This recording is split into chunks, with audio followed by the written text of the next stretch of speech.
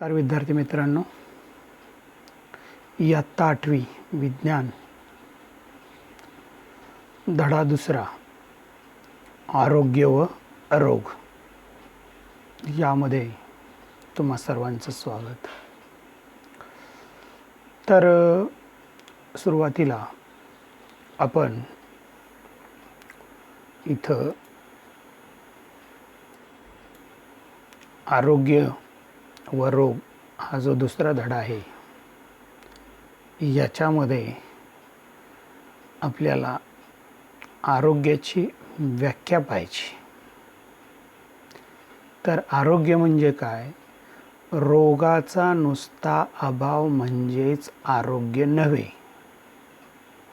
तर शारीरिक, मानसिक आणि सामाजिकरित्या पूर्णतः सुदृढ असण्याची स्थिती म्हणजे आरोग्य.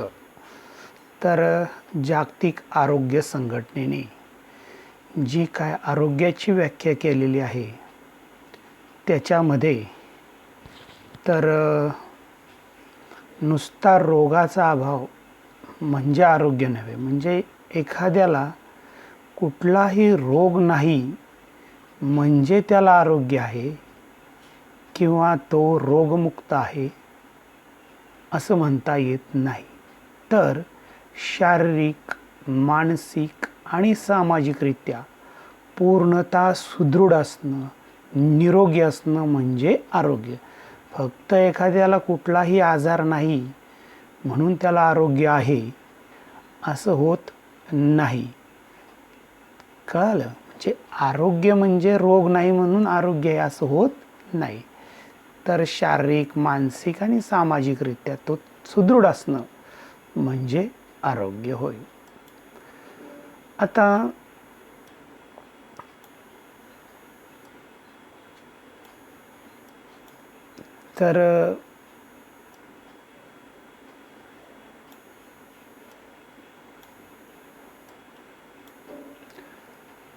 तर रोग म्हणजे काय इथं दाखवलेलं आहे पहा. तर शरीर क्रियात्मक किंवा मानसशास्त्रीयरित्या शरीरातील महत्त्वाच्या जैविक कार्यामध्ये अडथळा आणणारी स्थिती म्हणजे रोग होय. तर एखाद्याला रोग होतो किंवा तो आजारी पडतो म्हणजे त्याला नेमकं काय होतं? तर त्याची जी काही शारीरिक क्रिया असतात तर त्या शारीरिक क्रियांमध्ये काय अडथळा आणणारी स्थिती निर्माण होणं म्हणजे रोग. किंवा मानसशास्त्रीयरित्या शरीरातील ज्या काही महत्त्वाच्या जैविक क्रिया घडत असतात त्यामध्ये अडथळा आणणारी स्थिती म्हणजे रोग होय. तर रोग म्हणजे काय? तर शरीर क्रियात्मक, इथं दाखवतोय बघा, शरीर क्रियात्मक किंवा मानसशास्त्रीयरित्या शरीरातील महत्त्वाच्या जैविक कार्यामध्ये अडथळा आणणारी स्थिती म्हणजे रोग होय.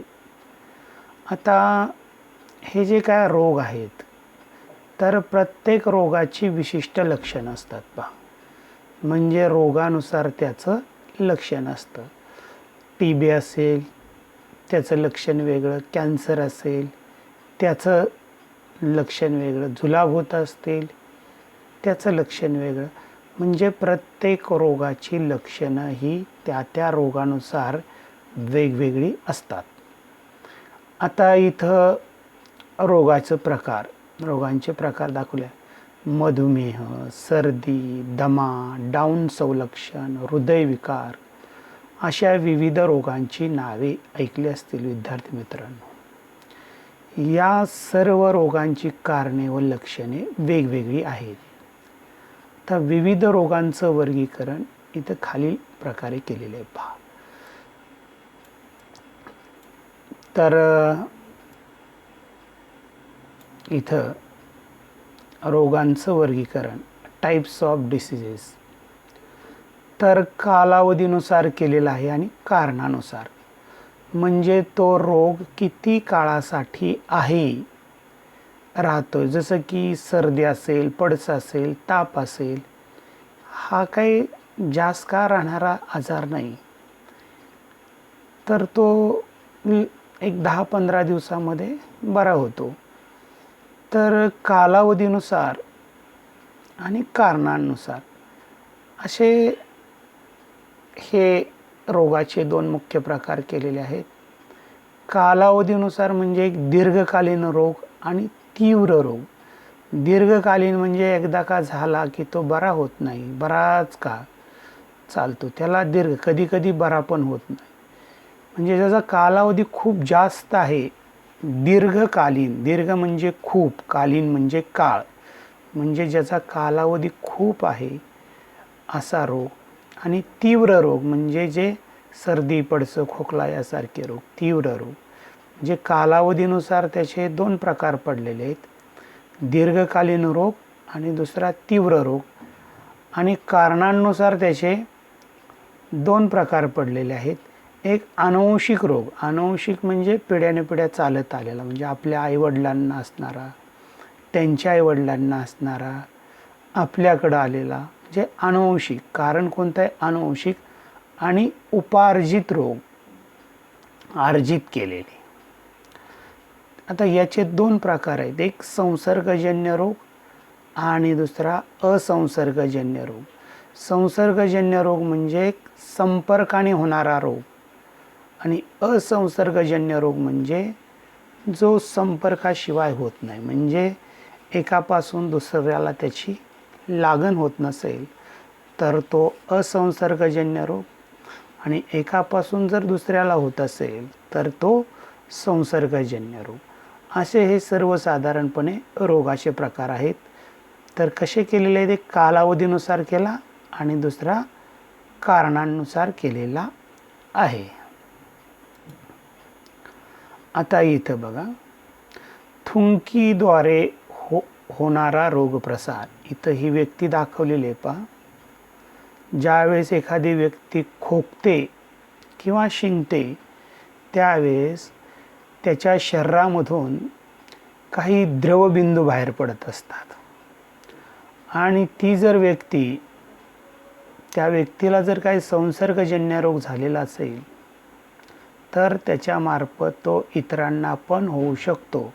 आता सध्या आपण पाहतोय कोविड-19 किंवा कोरोना हा जो व्हायरस आहे किंवा हा जो विषाणू आहे, हा विषाणू एकापासून दुसरीकडे जातोय, पसरतोय, म्हणजे हा एक प्रकारचा संसर्गजन्य आजार आहे, एकापासून दुसऱ्याला होतोय. हा याचा प्रसार कसा होतो? तर जो रोगी आहे, म्हणजे ज्याला असा संसर्ग झालेला आहे किंवा ज्याच्या शरीरामध्ये अशा प्रकारचे विषाणू गेलेले आहेत, मग ही व्यक्ती ज्यावेळेस खोकते किंवा शिंकते त्यावेळेस त्याच्या शरीरामधून एक लहान लहान द्रवबिंदू बाहेर पडतात. तर इथं दाखवतोय पहा,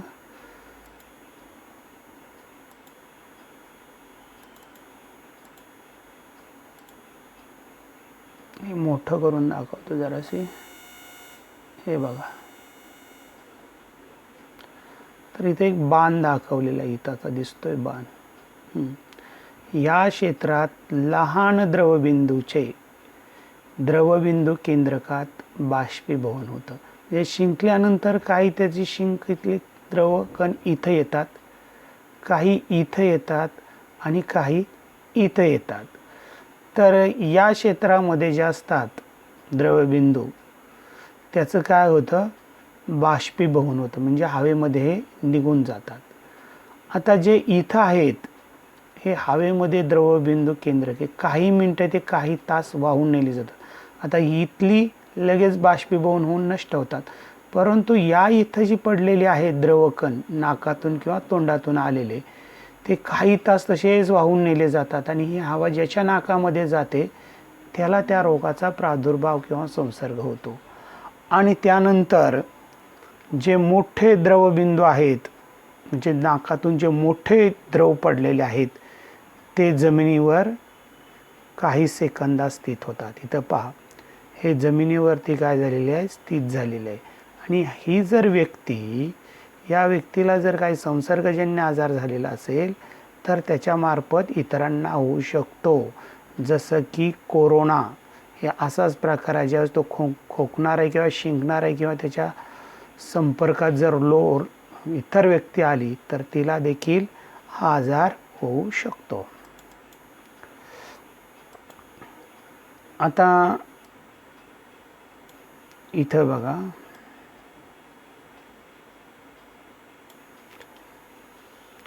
तर हे संसर्गजन्य रोग किंवा संक्रामक रोग इथं काय दिलेले आहेत. त्याच्यामध्ये एक आहे क्षयरोग आणि दुसरा जो आहे तो आहे कावीळ. पहा, संसर्गजन्य, त्याला दुसरं नाव आहे संक्रामक रोग. आता हे कशामार्फत पसरतात इथं दिलेलं आहे. पहा, तर दूषित हवा असेल, पाणी असेल, अन्न असेल किंवा इतर वाहक असतील. वाहक म्हणजे कोण? कीटक आणि प्राणी. याद्वारे पसरणारे रोग म्हणजे संसर्गजन्य रोग. म्हणजे दूषित हवा असेल, दूषित पाणी असेल, दूषित अन्न असेल किंवा काही वाहक असतील, त्याच्यामध्ये कीटक असतील किंवा प्राणी असतील, याद्वारे पसरणारे जे रोग आहेत त्या रोगांना आपण संसर्गजन्य रोग असं म्हणतो. तर पहिला जो रोग आहे संसर्गजन्य, इथं या चार्टमध्ये दिलेलं आहे. पहा, हे रोगाचं नाव, त्यानंतर इथं कारक आहे, तो कशामुळं होतो, तो कशाच्या मार्फत पसरतो, त्यानंतर त्याची लक्षणं म्हणजे कसा ओळखायचा आणि त्याच्यावर उपाय व उपचार इथं दिलेलं आहे. पहा, आता पहिला जो रोग आहे तो आहे क्षय. त्याला इंग्लिशमध्ये ट्युबरक्लोसिस म्हणतात. काय? ट्युबरक्लोसिस.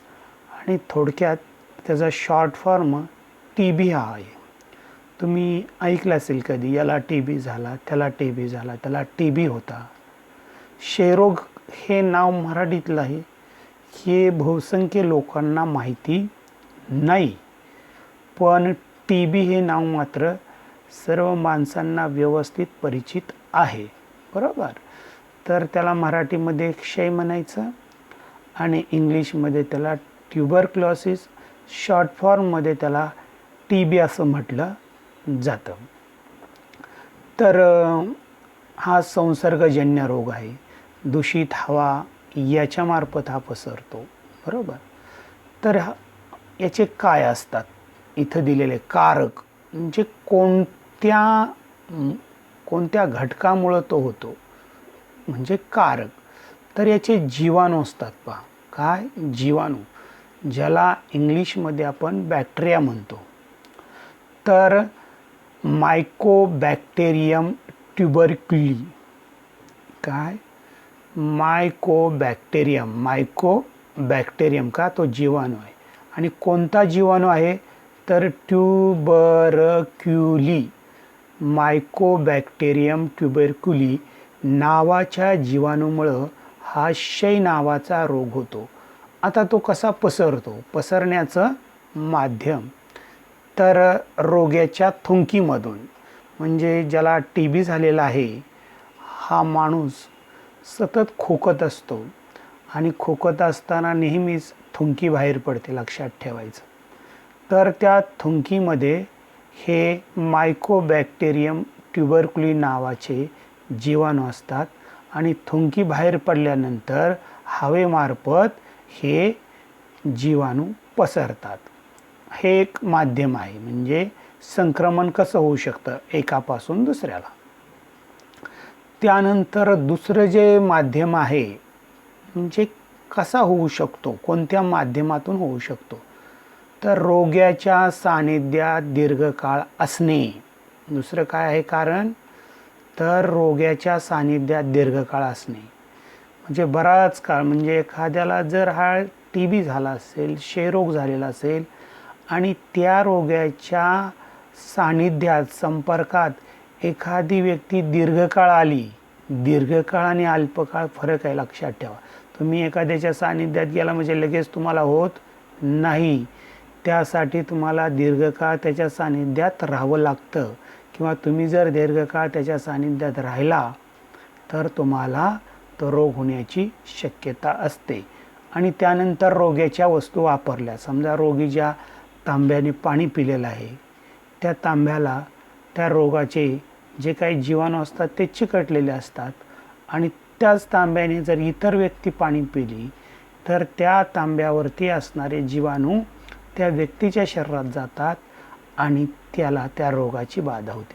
म्हणजे रोग्याच्या जर वस्तू वापरल्या तर त्या रोग्याच्या वस्तूवर त्या रोगाचे जीवाणू असतात, ते दीर्घकाळ तसेच असतात आणि त्याने जर वापरल्या त्या वस्तू तर त्याच्यावरचे जीवाणू त्या व्यक्तीच्या शरीरात जातात आणि त्याला पण तो रोग होतो. आता याची काही लक्षणं आहेत पहा. TB किंवा क्षय. तर दीर्घ मुदतीचा खोकला. कोणता? दीर्घ मुदत. दीर्घ म्हणजे खूप जास्त काळ, म्हणजे सतत त्याला खोकला येत राहतो आणि खोकला की त्याच्या थुंकीमधून रक्त पडणं, वजन कमी होणं आणि खोकणाऱ्या माणसाला नेहमीच श्वासोच्छवास प्रक्रियेत त्रास होतो. म्हणजे कारण हे फुफ्फुसामध्ये असतात त्याचे जीवाणू, बरोबर. आणि फुफ्फुसावरती त्याचा हल्ला झाल्यामुळं फुफ्फुसं व्यवस्थित काम करत नाहीत आणि त्याला श्वास घ्यायला काय होतो? त्रास होतो. आता याच्यावरती उपाय काय आहे? तर BCG लस टोचून घ्यावी. अगदी मूल जन्माला आल्याबरोबर आता त्याला ही BCGची लस दिली जाते. त्यानंतर रुग्णास इतरांपासून वेगळं ठेवावं. म्हणजे ज्याला झालेलं आहे त्याला इतरांपासून वेगळं ठेवावं. आता आपण बघतो होम क्वारंटाईन वगैरे वगैरे शब्द ऐकतोय. तर क्वारंटाईन म्हणजेच काय? तर त्याला वेगळं ठेवायचं, बरोबर. का? तर त्याच्यापासून इतरांना होऊ नये. म्हणजे आता एखाद्याला जर कोरोनाची लक्षणं असतील किंवा कोरोना झाला असेल तर त्याला काय केलं जातं? क्वारंटाईन म्हणजे वेगळं ठेवलं जातं. नियमित औषधं घ्यावे. डॉट हा उपचार पूर्ण व नियमित घ्यावा. हा मोफत आहे. प्रत्येक सरकारी दवाखान्यामध्ये या क्षयरोगावरती जागतिक आरोग्य संघटनेच्या माध्यमातून उपचार केला जातो. अगदी मोफत उपचार असतो. DOT डायरेक्ट ऑब्झर्वेशन ट्रीटमेंट याच्याखाली. तर असा हा पहिला रोग क्षयरोग. तो कशापासून होतो? तो कशापासून पसरतो? त्याचे लक्षण आणि उपाय पाहिला. दुसरा आहे कावीळ. या काविळीला इंग्लिशमध्ये हेपॅटिटस असं म्हटलं जातं. आणि ही कावीळ कशामुळं होते? तर हिचा असतो विषाणू. तर हे 5 प्रकारचे विषाणू असतात. हेपॅटिटस ABCD आणि E असे हे 5 प्रकारचे विषाणूंमुळं ही कावीळ होते. आता हे संक्रमणाचं माध्यम कसा होतो एखाद्याला? तर पाणी असेल, जे दूषित पाण्यात याचे विषाणू असतात आणि ते जर पाणी पिलं तर पिणाराला कावीळ होण्याची शक्यता असते. त्यानंतर रुग्णासाठी वापरलेल्या सुया, म्हणजे ज्याला कावीळ हा रोग झालेला आहे त्या कावीळ रोग झालेल्या व्यक्तीनं जर कावीळ झालेल्या व्यक्तीचं त्याला टोचलेली सुई जर दुसऱ्याला वापरली तर त्याला तो रोग होण्याची शक्यता असते. त्यानंतर रक्तपराधन, म्हणजे ज्या व्यक्तीला कावीळ झालेली आहे त्या व्यक्तीचं जर रक्त निरोगी व्यक्तीला दिलं तर त्या रक्तामध्ये हे काविळीचे विषाणू असतात आणि त्यामुळे जी व्यक्ती ते रक्त घेणार आहे त्या व्यक्तीला कावीळ हा रोग होऊ शकतो. म्हणजे संक्रमण पाणी, सुया आणि रक्त यांच्या मार्फत होतं. त्यानंतर याची लक्षणं काय आहेत? तर भूक मंदावणं. भूक मंदावणं म्हणजे भूक लागत नाही त्या व्यक्तीला. गर्द पिवळी लघवी, थकवा, मळमळ, उलटी आणि राखाडी विष्ठा ही याची काय आहेत? लक्षणं आहेत. आता याच्यावर उपाय आणि उपचार काय आहे? तर हा कशामुळं होतोय? पाण्यामुळं. तर पाणी कसं घ्यायचं? उकळून आणि गाळून प्यावं. त्यानंतर स्वच्छतागृहांचा वापर करावा, कारण विष्ठेमध्ये त्याचे विषाणू असतात. त्याच्यामुळं स्वच्छतागृहांचा वापर करण्यापूर्वी व नंतर साबणाने हात स्वच्छ धुवावेत. तर ही अशी या कावीळ या रोगावरती उपाय आणि उपचार आहेत. तर विद्यार्थी मित्रांनो, आज आपण रोगाची व्याख्या पाहिली, रोगांचं वर्गीकरण अभ्यासलं, त्यानंतर संसर्गजन्य रोग अभ्यासले, त्यांची लक्षणं अभ्यासली, त्यांचे उपाय अभ्यासले. तुम्ही रोगाची व्याख्या वहीमध्ये लिहा, पुस्तकात पाहून पाठ करा, रोगांचं वर्गीकरण लिहा, पाठ करा आणि शे आणि कावीळ या रोगाची लक्षणं आणि उपाय लिहा वहीमध्ये आणि पाठ करा.